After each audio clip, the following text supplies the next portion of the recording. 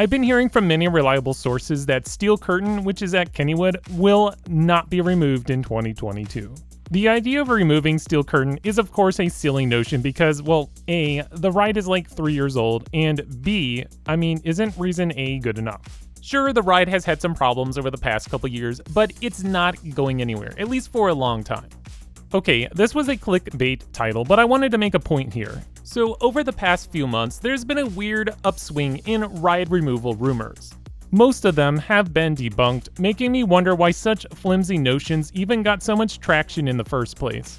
I think the most obvious one, but yet this one does have some merit to it, would be that Thrill Dragster at Cedar Point.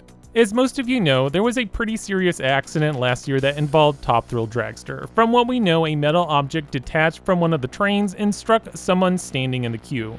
This prompted the ride to be shut down, and per the park, Thrill Dragster will not open in 2022. The park even went as far to say that they're still deciding the fate of this attraction. If you ask me, I don't think Thrill Dragster will be removed, but will likely receive some major upgrades. Also, at the same time, I wouldn't get your hopes up too high either. I could see this going either way. There are positive and negatives to keeping and or removing Thrill Dragster. Next, we have Possessed, located at Dorney Park. This rumor is that the roller coaster will be removed to make way for a shuttle wooden roller coaster that is proposed to be built in the surrounding area. I saw the blueprints that were leaked, and I'm still not convinced that Possessed will be scrapped. Dorney Park has enough land in this area to make this project work. Now, Cedar Fair has been removing these inverted impulse roller coasters. First was Volcano, then it was Wicked Twister.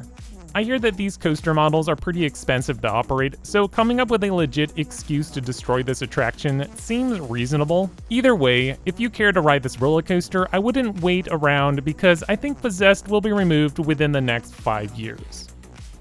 Alright, now to the more of the crazy rumors. The first one is a real zinger, Rite of Steel at Darien Lake to be removed. I have no idea where this rumor started, but it sounds crazy. The headlining attraction, basically the only roller coaster worth your trip to Darien Lake, being removed sounds nuts, and of course it was.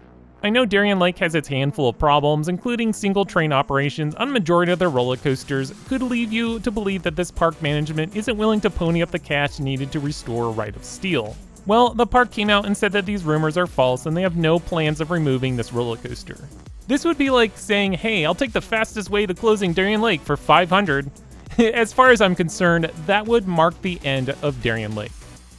Alright, finally we come to Kumba, which is located at Busch Gardens, Tampa. At first glance, this rumor felt like it could be legit. A, Kumba is one of the oldest B&M roller coasters in operation.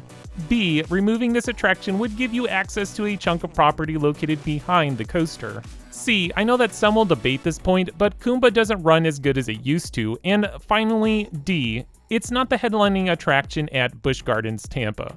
Its removal would anger many guests, but it wouldn't mark sudden death for Busch Gardens, not like Rite of Steel would for Darien Lake. They have plenty of great roller coasters to pick up the slack.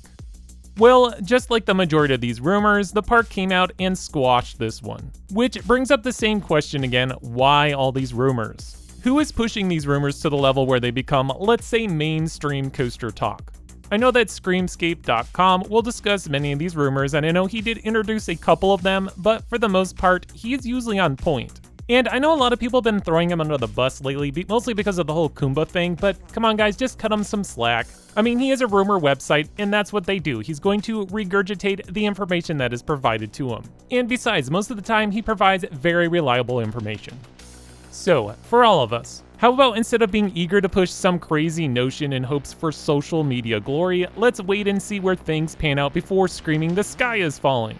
Anyways, this is a short video. If there's one thing to take away from all of this, don't spread rumors around if you don't have any substance to back it up. I know a lot of us want to be the first to spread around some exciting possible rumor of a ride closing, but again, if you don't have any substance to back it up, just don't do it. The only thing that you'll do in the long run is just damage your integrity. Speaking of which, rumor has it that Millennium Force will be removed before the end of the year, so get your rides in while you can.